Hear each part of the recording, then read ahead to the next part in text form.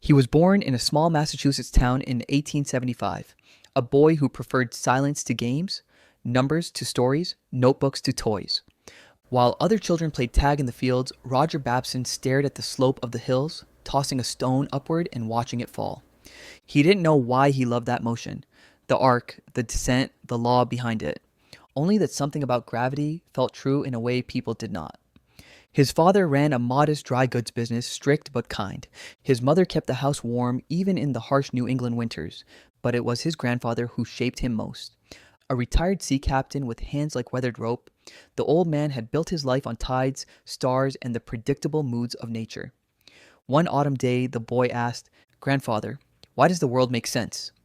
The old man smiled. "Because the sea obeys laws," he said, "but people obey feelings."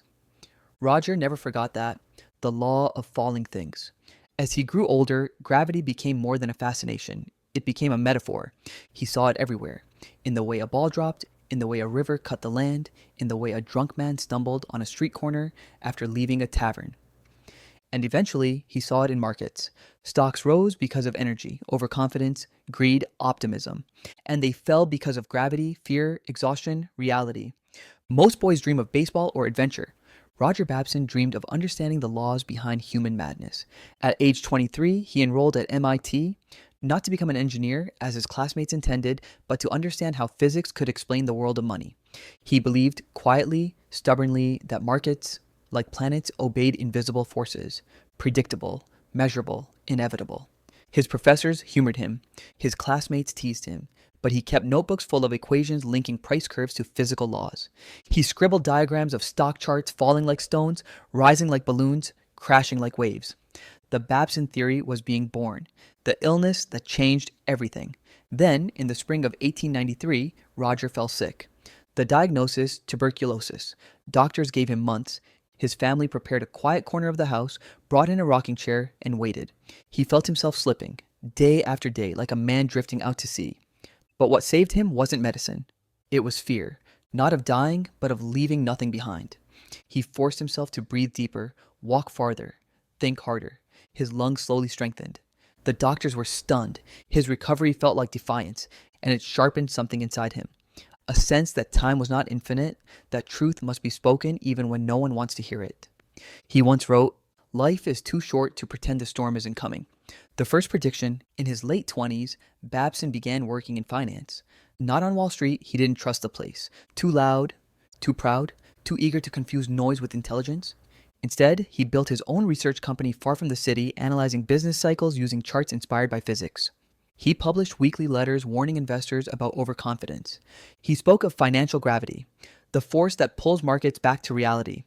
And his warnings were early, too early. In finance, early means wrong. People dismissed him as eccentric. Newspapers called him the preacher of prudence. He smiled at that, better prudent than blind. The roaring 20s began, then came the 1920s, the decade America lost its mind. Jazz, parties, radios in every home, cars in every driveway. Credit cards didn't exist yet, but the idea had arrived. Buy now, pay later. Banks offered easy loans. Stockbrokers convinced teachers, farmers, hairdressers to buy shares on margin, borrowing money to gamble on stocks. Factories hummed, fortunes multiplied. Wall Street felt invincible. Roger Babson watched from a distance, charts spread across his desk, pencil tapping slowly. He didn't see a miracle. He saw a balloon. Thin rubber. Too much air. He wrote in his journal, "Prosperity is a narcotic. The crash is a hangover." But no one listened. America didn't want warnings. America wanted noise. The man who would not applaud. In 1927, Babson was invited to a dinner in New York, a gathering of bankers, industrialists, economists. The ballroom sparkled with chandeliers. Cigars scented the air. Champagne flowed like water. A prominent banker stood and declared, "We have entered a new era. Crashes are a thing of the past." Applause erupted. Men banged their glasses. Some whistled. Babson sat silently, staring at the highlights of the city flickering outside the tall windows. He saw not just the lights, but their reflections in the Hudson River. Glitter stretched thin over dark water. Fragile. Deceptive. At his table, a young economist whispered, "Why so gloomy, Mr. Babson?" He replied, "Because you are not afraid, and that frightens me. Financial gravity tightens." His charts grew alarming. Price curves rose steeply, too steeply. Traders were borrowing money at unprecedented levels. Factories were producing more goods than people could buy. Speculation, not productivity, was driving the boom. And so Babson began writing more urgently. He published reports warning of a coming correction of terrific proportions.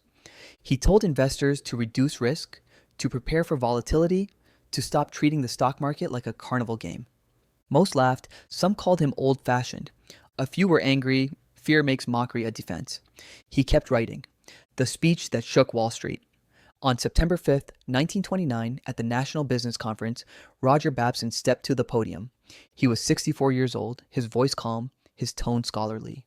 No drama, no fire, just truth. He said, "Sooner or later, a crash is coming, and it may be terrific." The room went silent. Then the laughter began. It rolled across the hall like heat. Some shook their heads, others groaned. One man shouted, "Sit down, you old doomsayer!" But Babson didn't flinch. He added, "Factories are exceeding demand. Debt is exceeding sense. Confidence is exceeding wisdom. No man knows the hour, but gravity will not be mocked." The next day, headlines across America read, "Babson predicts crash. Market shrugs." Stocks dipped briefly, then shot upward again. And the ridicule intensified. Wall Street christened him the prophet of loss, the world parties at the edge. That autumn, Manhattan glowed like a dream. Speakeasies pulsed with jazz. Investors boasted in bars about money they didn't have, gains they hadn't earned. Newspapers published stories about shoeshine boys giving stock tips. Housewives called brokers between chores. College students bought shares with their tuition money. Babson watched this hysteria from the quiet of his study. He read the newspapers with a heavy heart. He marked charts with darker ink. He wrote a final warning titled, "The Case Against Euphoria." No one wanted to read it. Optimism sells, fear reveals, and America preferred the lie, the breath before the plunge. In the last week of October 1929, Babson sensed something change. It wasn't data, it wasn't charts, it was the air, still, heavy, like the moment before a thunderstorm. He wrote one sentence in his journal, "Gravity waits for pride." The night, the sky darkened. On the evening of October 23rd, Manhattan was unusually quiet. The theater crowds were thin. A cold wind swept through the narrow streets. A broker Babson knew phoned him late at night. He whispered as if confessing a crime, "Something is wrong. No one wants to buy. Everyone wants to sell." Babson closed his eyes. The moment he'd feared was arriving. Not with fireworks, but with silence. He turned off his lamp, walked to the window, and looked toward Wall Street. The lights of the financial district flickered like dying stars. A long shadow stretched across the rooftops. He whispered to no one, "It begins Black Thursday." On the morning of October 24th, 1929, commuters hurried through lower Manhattan as they always did, coffee in hand, hats pulled low against the wind. But something felt off, unspoken, electric, sharp. Phones rang earlier than usual inside brokerage houses. Telephones clicked. Typewriters hammered. A nervous whisper threaded through the canyons of Wall Street. At 9:30 a.m., the opening bell rang. Within minutes, the market buckled. Shares plummeted in jagged falls. Phones jammed with sell orders. Clerks shouted numbers that made no sense. Investors begged for bids that never came.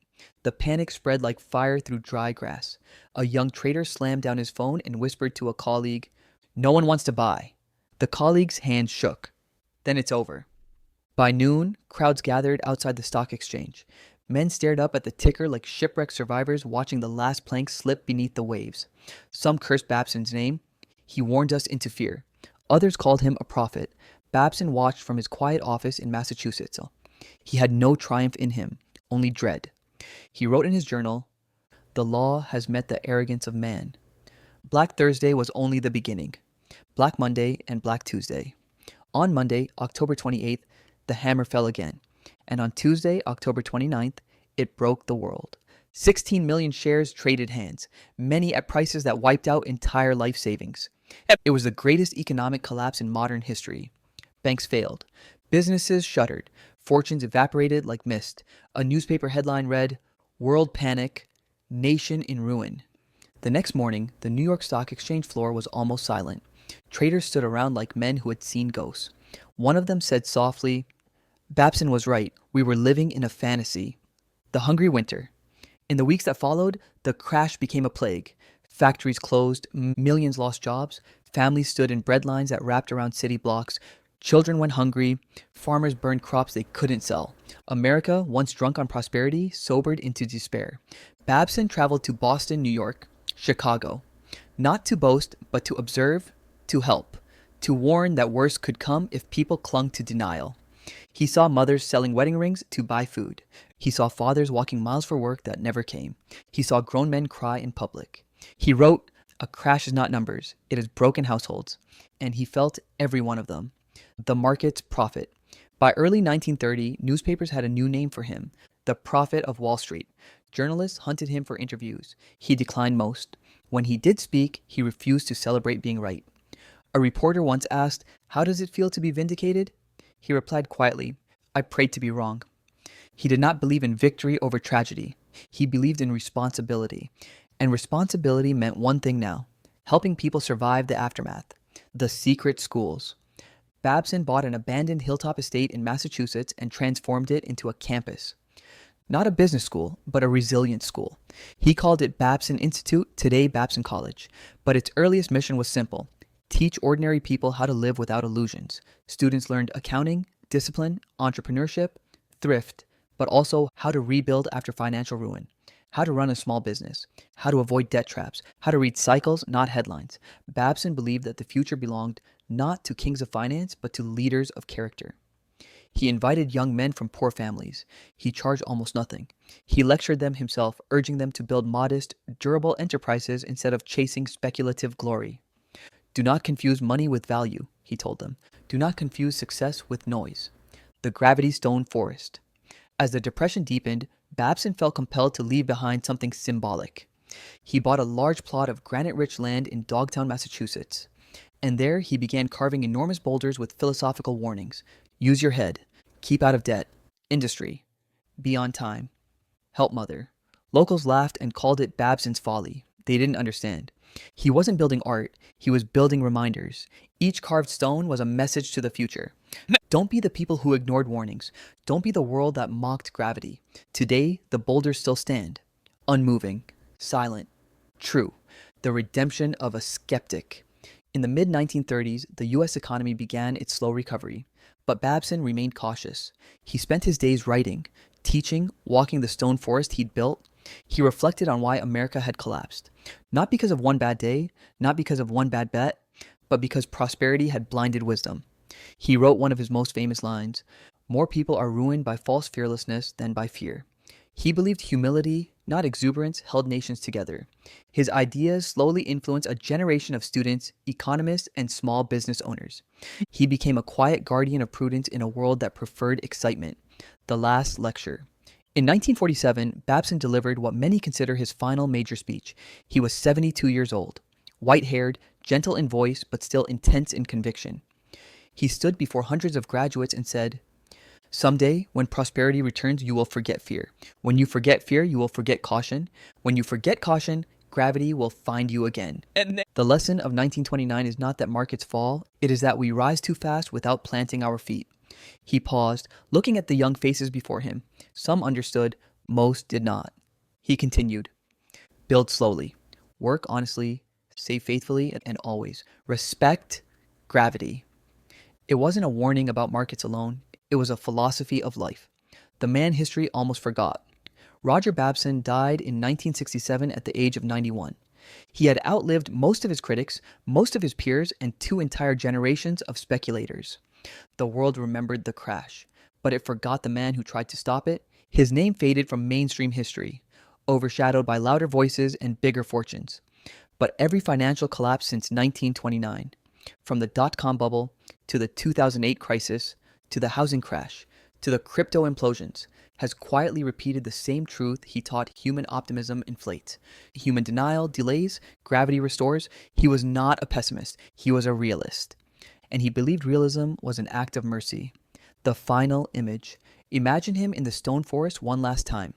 A slender old man running his fingers over a word he carved decades earlier. Be strong. The wind moves through the pines. The stones stand silent. Somewhere the New York Stock Exchange rings its closing bell.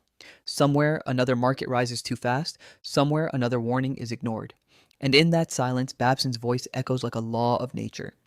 Sooner or later, gravity will have its say,